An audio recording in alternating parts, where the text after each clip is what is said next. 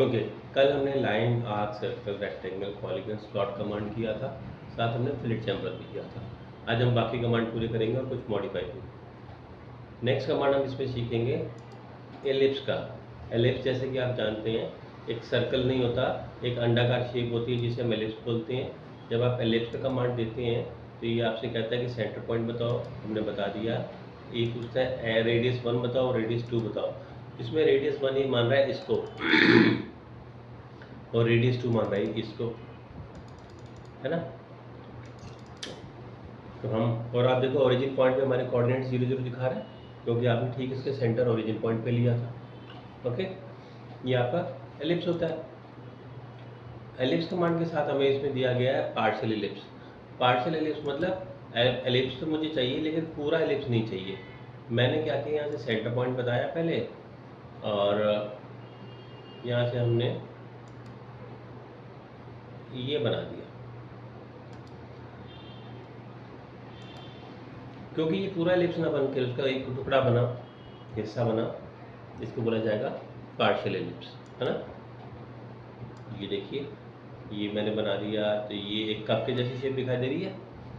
मैंने एलिप्स का आधा बनाया, 180 डिग्री का हाफ बन गया, इसे हम कहते हैं पार्शियल एलिप्स। अगली ऑप्शन पर आते हैं। नेक्स्ट ऑप्शन देखिए पैराबोला की। पैराबोला में ये आपसे एक सेंटर पॉइंट मांगता है और एक शेप दिखा, हम बनाते हैं। ये देखिए शेप आ रही है। अगर आप कभी ध्यान से एरोप्लेन, हवाई जहाज़ को कभी सामने से फ्रंट पे देखेंगे तो इट लुक्स लाइक दिस, ऐसी होती है ना शेप। ये जो शेप आप देख रहे हैं एरोप्लेन की या फिर जो मैरीन शेप होता है उसकी, ये एरोडायनेमिक शेप होती है जो हवा को काटती है और वो पानी के बहाव को काटती है। इस शेप को हम पैराबोला से ही बना सकते हैं। ये लाइन, आर्क, सर्कल या एलिप्स नहीं कर सकता। ये आपके सामने पैराबोला के सारे पैरामीटर्स हैं। जो कुछ हम बना रहे हैं बिल्कुल प्रॉपर साइज का बना रहे हैं, ये सारे पैरामीटर्स हमें दिए गए हैं। ठीक,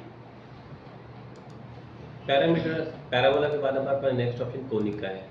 कोनिक में क्या होता है मैंने पहला पॉइंट सिलेक्ट करा, दूसरा पॉइंट सिलेक्ट करने से पहले ही मिड पॉइंट पे आपको एक पॉइंट हाईलाइट होकर दिखाई दे रहा है, ये रहा, ये देखो, है ना। मैंने दूसरा पॉइंट भी सिलेक्ट कर लिया। अब आप देखो कि मैं इसको ऊपर लेके जा रहा हूँ या नीचे लेके जा रहा हूँ तो ये दो डबल डबल पॉइंट दिखाई दे रहे हैं। एक्चुअली इसके मैक्सिमम और मिनिमम लिमिट को हम सेट कर रहे हैं। फॉर एग्जांपल मैंने ये, हम सपोज एक कंपनी में काम करते हैं जिसमें चश्मा बनता है। चश्मे का फ्रेम एक तरफ से ऐसे ही होता है, ये देखिए। अब इसके नीचे जो है जीरो दिखा रहा है, वैल्यू जीरो की, और ऊपर ये मैक्सिमम, ये मिनिमम। मिनिमम मैक्सिमम हमने सेट कर दिया इसका, इसी रेंज के अंदर में ये वेरी कर रहा है। मुझे चश्मे का फ्रेम बनाना था, मैंने ये बना दिया, ये तो मैंने कहा बनाया।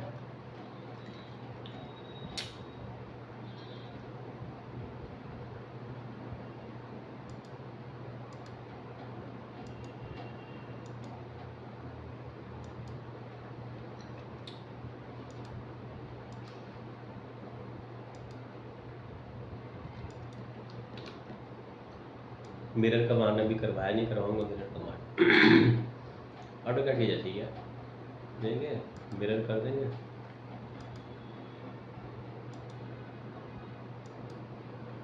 बन गया चश्मे की शेप। ये मान लो कि ये स्पोर्ट्स बाइक की हेडलाइट है, कुछ भी हो सकता है।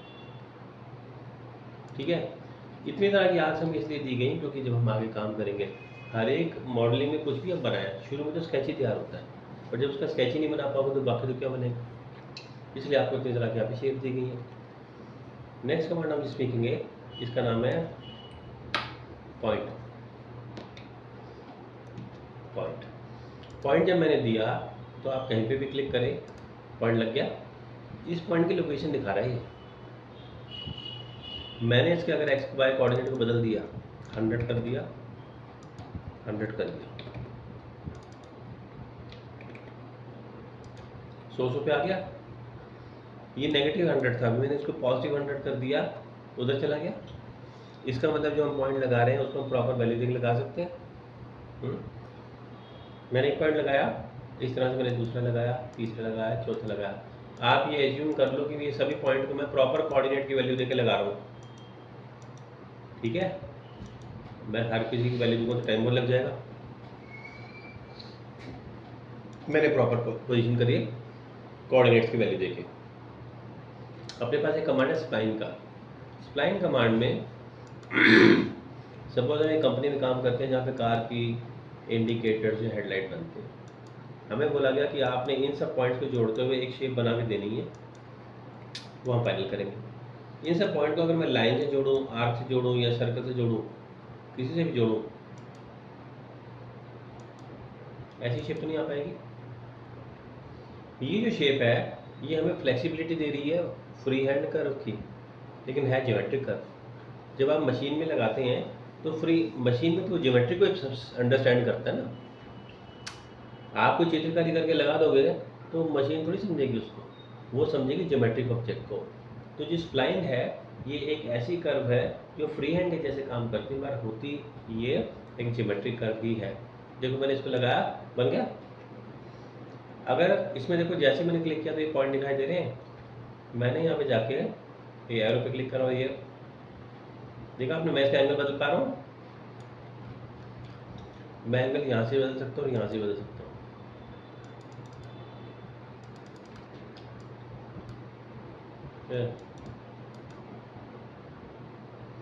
इसका असर आपको बाकियों पे भी होता दिखाई देगा। इसे हम कहते हैं हैंडल। अगर मैं इसको रीसेट हैंडल करूँ तो वापस पहले जैसा हो जाएगा। फिर से मैंने एंगल चेंज करना शुरू कर दिया, रीसेट कर दिया, ये देखिए वो हैंडल नंबर 7 है, ये हैंडल नंबर 6 है। मैं इसको भी छेड़ा। अच्छा आगे से अगर करते हैं तो इसको टेंजेंट लेंथ कहते हैं। देखो ऐसे टेंजेंट लेंथ भी बदली जा सकती है। ये देखो अगर मैं रीसेट ऑल हैंडल्स कर दूंगा तो सारे पहले जैसे हो जाएंगे। आप हर एक पॉइंट के ऊपर में अपने हिसाब से सेटिंग बदल सकते हैं।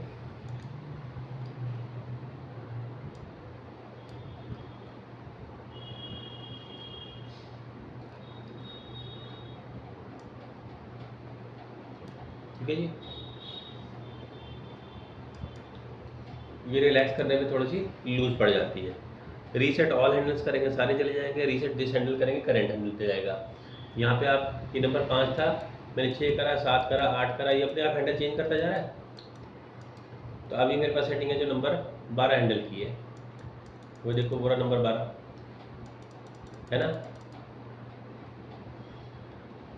अगर आप ये कंट्रोल पॉइंट्स, इन्हें हम कंट्रोल पॉइंट्स कहते हैं, नहीं चाहते तो यहाँ से प्रोपोर्शनल के ऑप्शन को हटा दो। आपने देखा हटाते ही कंट्रोल पॉइंट्स दिखाई देने बंद।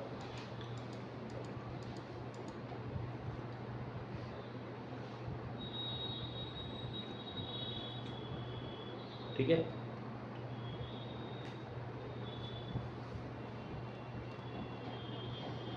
ये दोबारा ये हटा दिया हमने, ये आगे ये हट गया। इस तरह से हम स्प्लाइन से बना सकते हैं। बहुत टिपिकल जो शेप्स होती हैं उसके लिए हम इसका यूज़ करते हैं। क्लियर। सरफेस मॉडलिंग में इसका यूज़ होगा। अगला ऑप्शन हम करेंगे यहाँ पे टेक्स्ट का। मैंने क्या किया कि टेक्स्ट को लेने से पहले आर्क लिया, एक 3 पॉइंट का ये आर्क लिया मैंने, ये एक, ये 2 और ये 3 पॉइंट लगाए, इसको मैंने कंस्ट्रक्शन में बदल दिया। फिर मैंने यहाँ से टेक्स्ट दिया। दरअसल जब हम टेक्स्ट कमांड देते हैं तो उसको एक रेफरेंस कर्व की ज़रूरत पड़ती है। ये कर्व आर्क भी हो सकती है, लाइन भी हो सकती है। मैंने सिलेक्ट किया अभी तो फिलहाल ये आर्क पे कुछ ने अपने आप सिलेक्ट कर लिया इसको। अब कह रहे टेक्स्ट लिखो,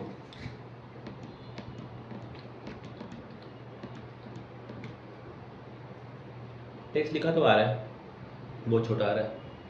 क्या करें, यहाँ से जाएं डॉक्यूमेंट फॉन्ट पे, हटाएं इसको, फॉन्ट पे जाएं। फिलहाल जो उसका साइज था पॉइंट वो था नंबर 13, मैंने कर दिया 48। अभी भी छोटा लग रहा है। मैंने और इसको मैक्सिमम 72 कर दिया, अभी भी छोटा लग रहा है। और बड़ा तो हो ही नहीं सकता, 72 मैक्सिमम था। यूनिट्स पे चले जाओ। यूनिट्स पे आप देख रहे हो 19 लिखा हुआ है, मैंने 19 की जगह 30 कर दिया। हो गया बड़ा।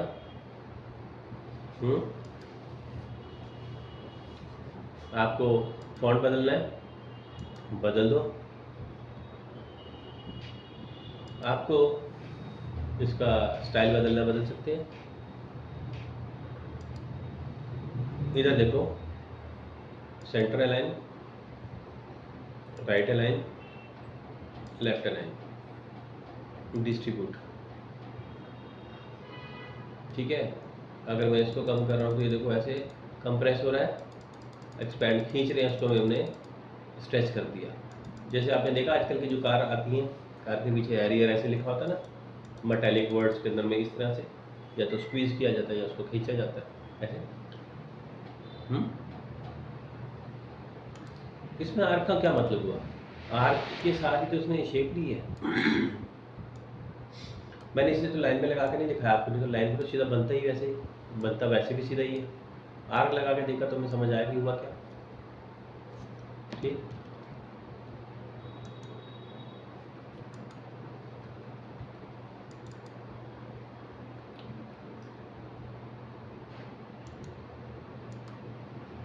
ओके, इस तरीके से हम इसका यूज़ करते हैं। ये तो हमारे ड्रॉ के कमांड हुए। अब हम मॉडिफाई सीख लेते हैं थोड़ा।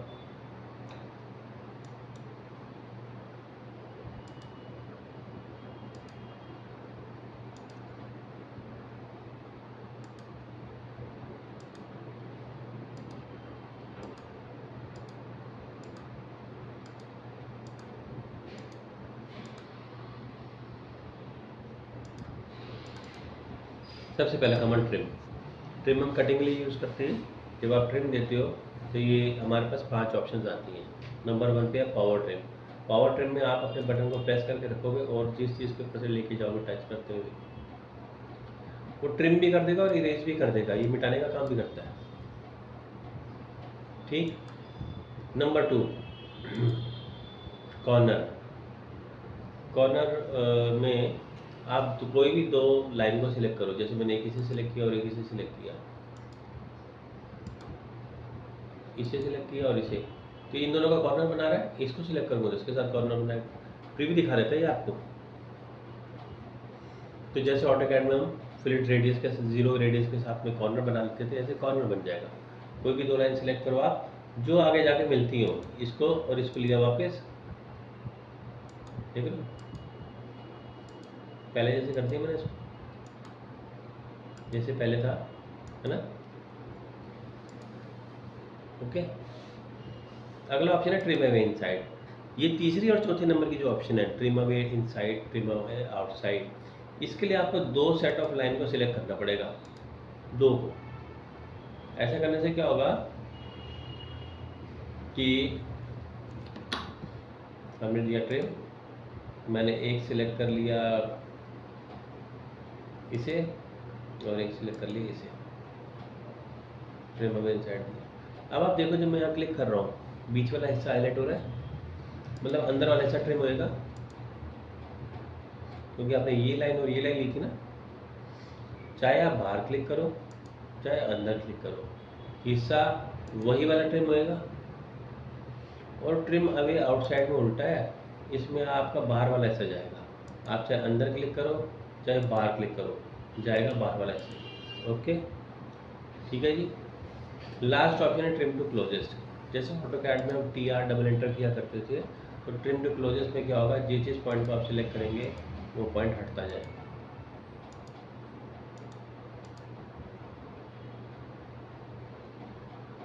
ठीक है जी। ट्रिम कमांड का उल्टा होता है एक्सटेंड। हमने ऑटोकैड में भी सीखा था एक्सटेंड, यहाँ पे हमें एक्सटेंड कमांड दिया होगा। जब आप एक्सटेंड कमांड लेते हैं इसमें, तो आपसे पूछता है बताओ किसको बढ़ाना है। मैंने यहाँ से सिलेक्ट कर लिया, देखो ये लाइन बढ़ के आगे चलेगी, जिस एंड पॉइंट पे आप सिलेक्ट करेंगे उस तरह से बढ़ा देंगे।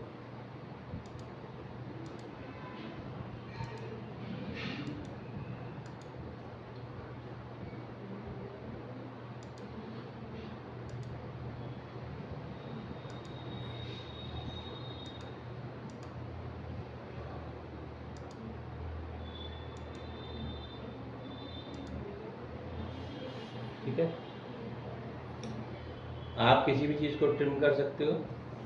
एक्सटेंड हम सिर्फ ओपन ऑब्जेक्ट को कर सकते हैं, सर्कल को तो एक्सटेंड नहीं कर सकते ना। तो एक्सटेंड हम केवल ओपन ऑब्जेक्ट्स भी कर सकते हैं, आर्क भी हो सकती है, लाइन भी हो सकती है। कन्वर्ट एंटिटीज अब बाद में करेंगे जब हम पार्ट मॉडलिंग में आएंगे। अगला कमांड मैं आपको ऑफसेट का बताऊंगा। ऑटोकैड में भी हमने ऑफसेट कमांड किया हुआ है।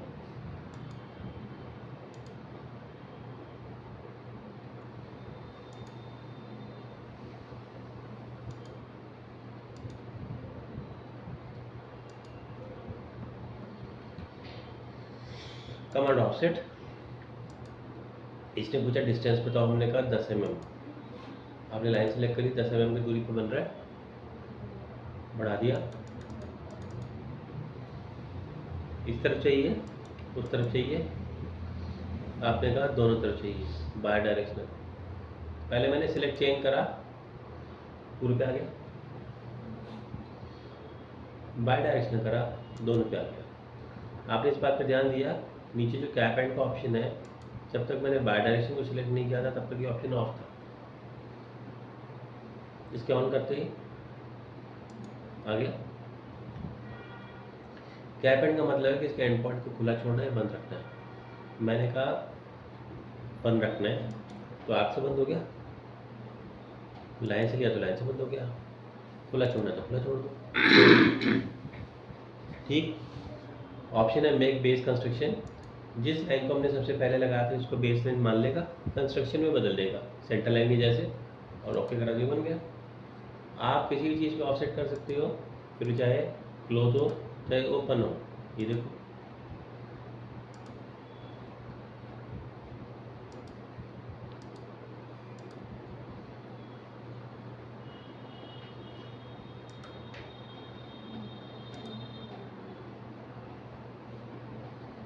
ठीक है जी,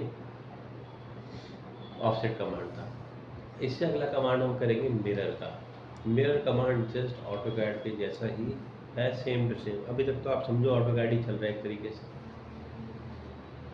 मैंने यहाँ पे एक ऑब्जेक्ट को बनाया ऐसे, अगर मैं एज इट इज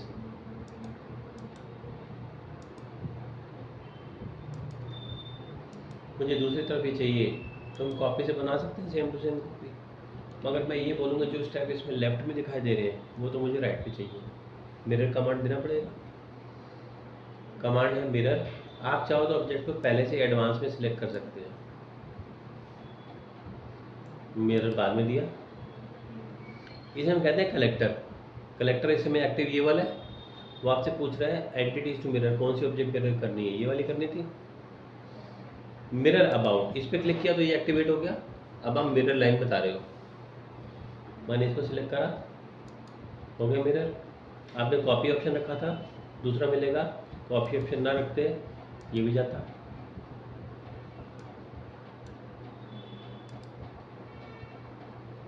इसको एक्टिव करना पड़ेगा, नहीं तो जो आप सिलेक्ट करोगे उसी के अंदर ऐड हो जाएगा।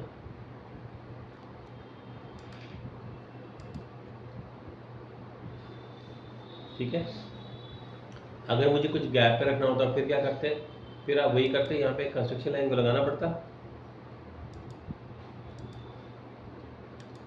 और उधर से इसका तक वहाँ तक का डिस्टेंस देना पड़ता।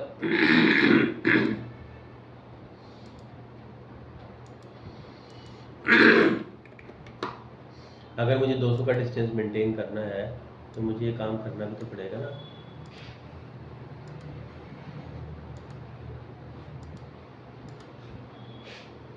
मिरर, ठीक। मिरर से अगला कमांड मैं आपको इसमें बताऊंगा,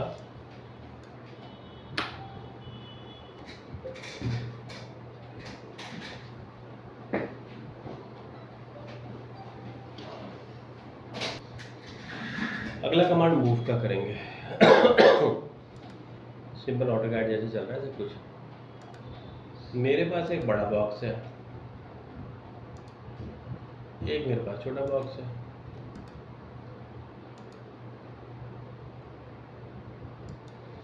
मुझे इसको यहाँ लगाना था, मतलब कैसे, ऐसे लगाना था। ये रिजल्ट चाहिए। मैंने क्या किया, कमांड ये मूव का। आप ऑब्जेक्ट चाहे पहले सिलेक्ट कर लो चाहे बाद में कर लो, बोल चुका हूँ, बार बार नहीं बोलूँगा। इसने कहा, अब मूव कमांड दिया इसने तो आपको कहा दो तरीके हैं मूव करने के, एक तो है फ्रॉम टू और एक है एक्स वाई। फ्रॉम टू का मतलब होता है कि बेस पॉइंट बताओ और डिस्प्लेसमेंट पॉइंट बताओ। मैंने कहा बेस पॉइंट हम यहाँ से उठाएंगे और डिस्प्लेसमेंट यहाँ रखेंगे। ये तो बेस पॉइंट और डिस्प्लेसमेंट वाला तरीका हो गया। और दूसरा है एक्स वाई। एक्स वाई में क्या है कि जो भी दूरी आपने इसको बताई एक्स में किसका, जो दूरी बताई वाई में किसका। रिपीट करने पे उसी स्टेप को रिपीट कर देगा, रिपीट कर देगा, रिपीट कर देगा। ठीक है, ये तो मूव था। मूव से मिलता जुलता कमांड कॉपी है, बिल्कुल सेम। फ़र्क सिर्फ ये है, मैंने कॉपी कमांड दिया, सिलेक्टेड है ही, फ्रॉम टू लिया, देखो यहाँ से उठाया और यहाँ रखा। ओके, अब मुझे यहाँ रखना था, तो यहाँ पे तो ये बेस पॉइंट ठीक नहीं है, इसके लिए मैंने फिर से यहाँ क्लिक किया, बेस पॉइंट को मैंने बदल के ले लिया ये वाला, फिर क्लिक किया,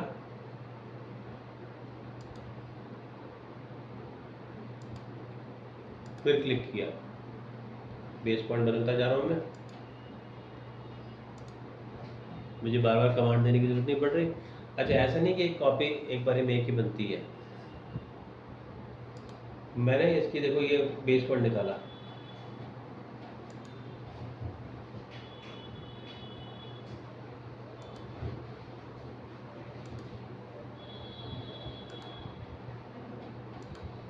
पांच कॉपी बना दी, इसका मतलब मल्टीपल कॉपी बनती है, पर वो बनाने का फायदा तब है जब हमारे पास बेस पॉइंट कॉमन हो, ये सब जगह फिट हो गया। ठीक, ओके, ये था कमांड कॉपी का। सेम ऐसे ही कॉपी कमांड में भी सिलेक्ट करा, कॉपी कमांड दिया,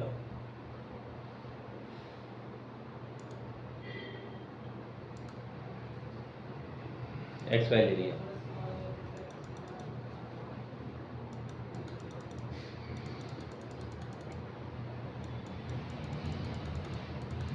ये बताया मैंने कि एक्स की में और ये वाई में, मैंने इसको ओके कर दिया, फिर मैंने रिपीट करा, एक और कॉपी मिल गई उसी पे, ओके कर दिया, रिपीट कर दिया, ओके कर दिया।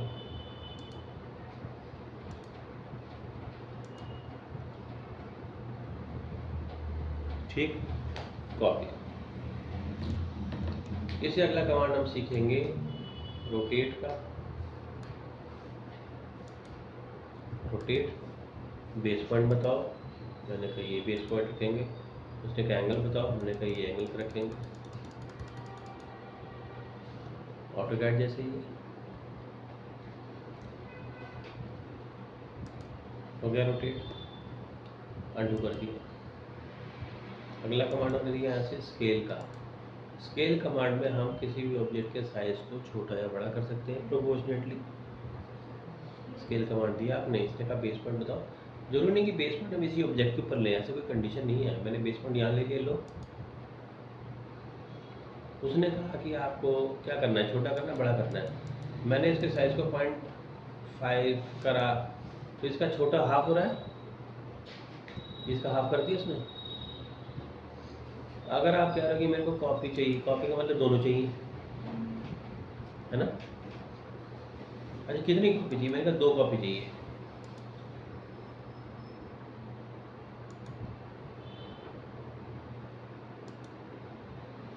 मैंने इसको 0.5 का स्केल फैक्टर दिया और इसको करके करके छोटा हो गया। फिर से हमने सिलेक्ट करा ऑब्जेक्ट को और मैंने अब की बारी इसको स्केल करा। अब की बार आप देखो मैंने क्या किया, कॉपी ऑप्शन ले लिया और एक की जगह 2-3 कॉपी रख दी। स्केल फैक्टर मैंने दे दिया 1.3 का। तो आप देख रहे हो वाक्य है,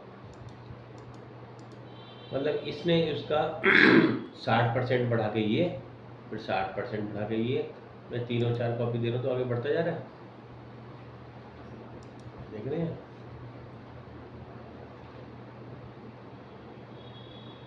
ठीक है, क्योंकि बेस पॉइंट वहाँ पे था तो उसके हिसाब से वैसे जा रहा है।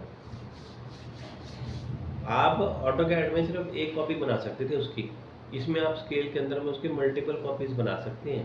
फिर जो कॉपी आप देंगे उस हिसाब से बढ़े। मैंने पिछली बारी 0.5 किया था, उससे वो पीछे 0.5 में नीचे बना ही नहीं सकता था, इसलिए उसने मना कर दिया। इसलिए मैंने क्या किया, साइज को बढ़ाया, छोटा करके फिर उसको आगे बढ़ाया तो बढ़ गया फिर। ठीक है, ये कमांड था स्केल का। स्ट्रेच कमांड भी इसमें है, आपने ऑटोकैड में भी सीखा है स्ट्रेच कमांड। स्ट्रेच कमांड का क्या यूज़ करते हैं हम, किसी के साइज को छोटा बड़ा करने के लिए सिर्फ एक्स या वाई डायरेक्शन में। मेरे पास रेक्टेंगल था, यहाँ पे एक लाइन थी, हमें बोला कि इसको यहाँ तक बढ़ा दो। हमने कमांड दिया स्ट्रेच का, स्ट्रेच कमांड दिया। ऑटो कैड के जैसे ऐसे सिलेक्शन करना हमें क्रॉसिंग विंडो में, ये दोनों पॉइंट इसके अंदर जो आगे स्ट्रेचेबल पॉइंट्स हो गए, हो गया। फ्रॉम टू लिया था आपने बताया कहाँ से उठाएंगे, हमने कहा यहाँ से उठाएंगे हम। कहाँ तक करना, हमने कहा यहाँ तक करना। ओके कर दो, हो गया। कंटिन्यू करते हैं। फिर से हमने स्ट्रेच दिया, अब की बारी मैंने इसको लिया, एक्स वाई वाला हिस्सा ले लिया। अब मैं एक्स में बढ़ा रहा हूँ। स्ट्रेच कमांड से आप बढ़ा भी सकते हो, घटा भी सकते हो। केवल एक्स में बढ़ रहा है, जितनी वैल्यू दे रही उतना बढ़ रहा है। रिपीट करेंगे तो उतना स्टेप और बढ़ा जाएगा। ओके कर दिया। साइज को दोबारा से ठीक करने के लिए हम स्ट्रेच कमांड का यूज़ करते हैं, सिर्फ एक्स में, ये सिर्फ वाई डायरेक्शन में। ठीक, हमने मॉडिफाई कमांड्स पूरे करे और हमने ड्रॉ की remaining options ellipse, parabola, conic arc, spline और पार्शियल एलिप्स समझा। यहाँ तक मैंने आपको करा दिया है, इसकी प्रैक्टिस करके देखिए। कल मैं आपको रिलेशंस का टॉपिक करवाऊँगा, ठीक है। देख लीजिए प्रैक्टिस।